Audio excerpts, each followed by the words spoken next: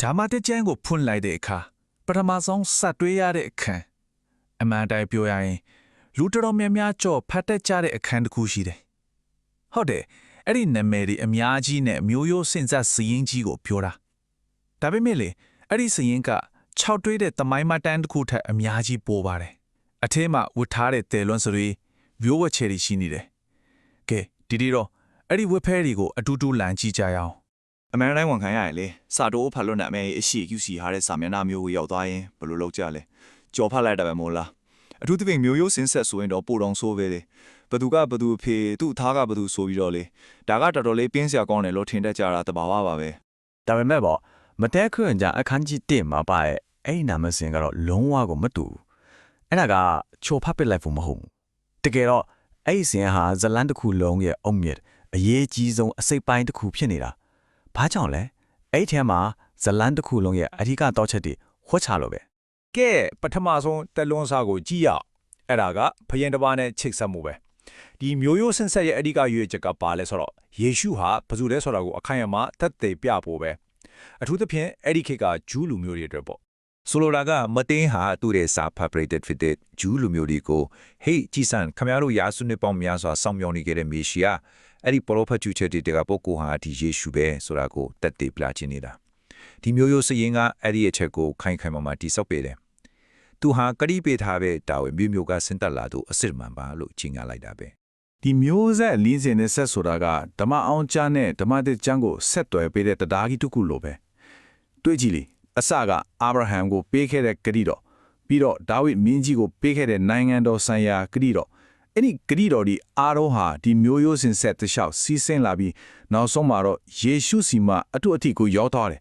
ဒါဟာသူ့ရဲ့တော်ဝင်မျိုးနွယ်ဖြစ်ကြောင်းသူဟာဂတိထားရမေရှိယဖြစ်ကြောင်းအခိုင်အမာအထောက်ထားပြလိုက်တာပဲဒါပေမဲ့ဒီလောက်နဲ့မပြီးသေးဘူးဇလန်းကပိုပြီးစိတ်ဝင်စားဖို့ကောင်းလာပြီဒီမျိုးရိုးစင်ဆက်ကိုတိတိကျကျစိုက်ကြည့်လိုက်ရင်အဲ့ဒီခေတ်ရဲ့ဒလက်ထုံးစံရလုံးဝမဖြစ်တဲ့လုံးဝထူးခြားနေတဲ့အရာတစ်ခုတွေ့ရလိမ့်မယ်အဲ့ဒါကတော့ဒုတိယဝစ်ဖဲပဲအားတင့်စရာကောင်းတဲ့အမျိုးသမီးတွေရဲ့ပုံပြင်ပေါ့ဟုတ်တယ်မသီးကဒီရှင်တဲ့ကိုအမျိုးသမီး9ယောက်ရဲ့နာမည်ကိုရည်ရွယ်ချက်ရှိထည့်ရေးထားတာသူတို့ကတာမာယာခတ်ရူဘေတီရှိပါပြီးတော့မာရီအခုခေတ်မှာတော့ဒါကဘာမှမထူးဆန်းဘူးလို့ထင်နေပေမဲ့အဲ့ဒီခေတ်ကလာတော့ဒါဟာတကယ့်ကိုတော်လန်ရေးတစ်ခုပဲဘာဖြစ်လို့လဲဘာကြောင့်သူတို့ရဲ့ပါဝင်မှုကဒီလောက်တောင်အရေးကြီးနေရလဲအကြောင်းရင်းကဒီလိုအဲ့ဒီခေတ်ကဂျူလူမျိုးတွေရဲ့မျိုးရိုးစင်းဆက်ဆိုတာအမျိုးသားတွေအတွက်တီးတန့်ပဲဖခင်ကနေတားစီကိုမျိုးရိုးကစင်ကြယ်ရမယ်အစင်းလိုက်မှန်ကန်ရမယ်ဒါပေမဲ့မတဲရဲ့ဆိုင်ရင်ကိုကြည့်လိုက်သူကအဲ့ဒီစီမင်းကိုချိုးဖောက်လိုက်တယ်ရှုပ်ထွေးတဲ့နောက်ကျောင်းတွေအမြင့်ကွာဝယ်ဇလိုင်းတွေရှိတဲ့အမျိုးသမီးတွေကိုရေးရေးကြီးထည့်ရေးထားတာ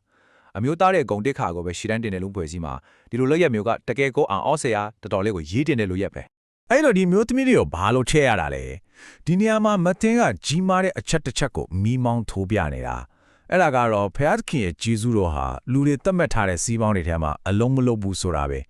ဖျားရဲ့စီစဉ်ကဘေးဘက်ခံထားတာသူတွေမထင်မှတ်ထားတဲ့သူတွေနောက်ကျောင်းရာဇဝင်မတန့်ရှင်းဘူးလို့သတ်မှတ်ခံရသူတွေကတဆင့်အလုံးလုံးတယ်ဆိုတဲ့အားကောင်းတဲ့သတင်းစကားတစ်ခုကိုပြနေတာကဲမျိုးရိုးစင်းဆက်ရဲ့ရိုးချက်ပြေကိုဖော်ထုတ်ပြီးပြီဆိုတော့ဇလန်ကဒီမှာတည်းမပြီးသေးဘူးစကွတ်အလဲအပြောင်းခုလာပါပြီအခန်းကြီးရဲ့ဒုတိယပိုင်းခဲ့တဲ့မွေးဖွားခြင်းဇလန်ကိုမတာကတော်တော်လေးထူးခြားတဲ့ရှူထောင်တစ်ခုကနေပြောပြတယ်အဲ့ကတော့ယောသပ်ရဲ့အမြင်ကနေကြည်တာပဲတခြားခရစ်ဝင်ကျမ်းတွေကမာရီရဲ့ရှူထောင်ကိုအဓိကထားပေမဲ့မတဲကတော့တယောက်ချင်းပဲယောသပ်ရဲ့ဘက်ကနေဇလန်ကိုတင်ဆက်ဘာကြောင့်လဲဆိုတော့အဲ့လိုတင်ဆက်ခြင်းအပြင်ဒီအန်အော့ဖွယ်ရဖြစ်ချီရဲ့နောက်ွယ်ကဒူထားဆန်လက်ခံစားချက်တွေအတွင်းစိတ်ပฏิပတ်ခတ်တွေနဲ့နောက်ဆုံးမှာတော့တိတ်တိတ်ဆိတ်ဆိတ်နဲ့ခိုင်မာတဲ့ယုံကြည်ခြင်းကိုသူကဖော်လင့်စေခြင်းလို့ပဲသူ့ရဲ့ယုံကြည်ခြင်းခရီးကိုစဉ်းစားကြည့်ပါပထမတော့သူလက်ထက်မိန်ကလေးမှာအကိုဝင်ရှိနေပြီဆိုတာသိလိုက်ရတယ်ဖြောင့်မတ်တဲ့သူတယောက်အနေနဲ့သူ့မှာကိုလူပုံအလဲမှာအရှက်မခွဲပဲတိတ်တဆိတ်စစ်စစ်ကြောင်းလမှုကိုဖျက်ဖို့သူဆုံးဖြတ်ခဲ့တယ်ဒါပေမဲ့အိမ်မက်ထဲမှာကောင်းကင်တမန်ကပေါ်လာပြီးအဖြစ်မှန်ကိုရှင်းပြတဲ့အခါ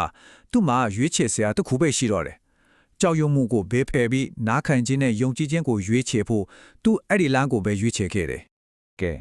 အခုဆိုရင်တော့ဒီတဲလွန်ဆက်တဲ့အားလုံးကိုပေါင်းစည်းကြည့်လိုက်အောင်အဖြေကဖြစ်ပေါ်လာပါပြီ။မတဲအခန်းကြီးစစ်ဆိုတာဇလန်ရဲ့အစာပြိုနီလန်တတ်မဟုတ်ဘူး။ဒါဟာခရစ်ဝင်ကျမ်းတအုပ်လုံးအတွက်အဖွင့်ကြည့်ရချက်ကြီးတစ်ခုလမ်းပြမြေပုံတစ်ခုပဲရေခန်းတခန်းနဲ့တင်မန်တင်ကသူ့ခရစ်ဝင်ကျမ်းတအုပ်လုံးမှာပြောပြတော့မယ်အဓိကအကြောင်းအရာကြီးတွေကိုအုံမြစ်ချပစ်လိုက်တာ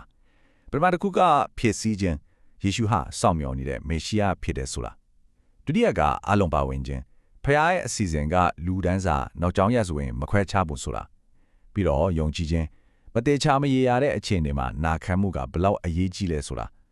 နောက်ဆုံးတစ်ခုကတော့အတူရှိခြင်းဖခင်သခင်ကိုယ်တိုင်လူသားတွေနဲ့အတူရှိနေပြီဆိုတဲ့အချက်ပဲ အဲ့ဒီအကြောင်းအရာတွေအားလုံးကိုစူးစီးဒီတစ်လုံးနဲ့အနှစ်ချုပ်လိုက်ကစကလုံးတစ်လုံးရှိတယ်အဲ့ဒါကတော့အီမာနွေလာပဲအတိတ်ဘက်ကဖျားသခင်ဒီငါတို့နဲ့အတူရှိတော်မူသည်ဒါဟာဒီအခန်းရဲ့အထွတ်အထိပ်ပဲသမိုင်းတစ်လျှောက်လုံးမှာလူသားတွေနဲ့ကင်းကွာနေတယ်လို့ထင်ရတဲ့ဖျားသခင်ကအခုဒီမှာလူတွေနဲ့အတူလာရောက်ဆံမြန်းပြီဆိုတဲ့အားကောင်းဆုံးကြီးညာချက်ပဲ ဒီတော့အစားမှာကြောဖတ်ချင်းစရာကောက်တယ်လို့ထင်ကြတဲ့အဲ့ဒီနာမည်စင်းရှည်ကြီးကိုပြန်ကြည့်လိုက်အောင်အခုတော့ဒါဟာ6ကတ်ဓမိုင်းတင်ကန်းစာတစ်ခုမဟုတ်တော့ဘူးဆိုတာရှင်းသွားပြီဒါနောက်လာမယ်ဇလန်ကြီးကြီးတစ်ခုလုံးအတွက်အစာပြိုးပေးလိုက်တယ်တကယ်ကိုအားပြည့်နဲ့တီးခတ်လိုက်တဲ့နီးတန်းတန်ကျင်တစ်ခုပဲ ဒါကြောင့်နောက်ဆုံးမှဒီအတွေးလေးတစ်ခုနဲ့အဆုံးသတ်ချင်ပါတယ်။ကေတင်ရှင်မေရှိယရဲ့ဇက်လန်ကိုယ်တိုင်ကမပြည့်စုံဘူးလို့ထင်ရတဲ့မထင်မှတ်ထားတဲ့လူတွေနဲ့ပြည့်နေတဲ့မျိုးရိုးစင်ဆက်တစ်ခုကနဲ့အစဖြူခဲ့တယ်ဆိုရင်အဲ့ဒီအချက်ကကျွန်တော်တို့တယောက်ချင်းစီရဲ့ကိုယ်ပိုင်ဘဝဇက်လန်တွေကိုယ်ပိုင်မျိုးရိုးတွေအတွက်ရောဘယ်လိုမျိုးအတိတ်ပဲတက်လောက်နိုင်မလဲဆိုတာ哦ပေါ့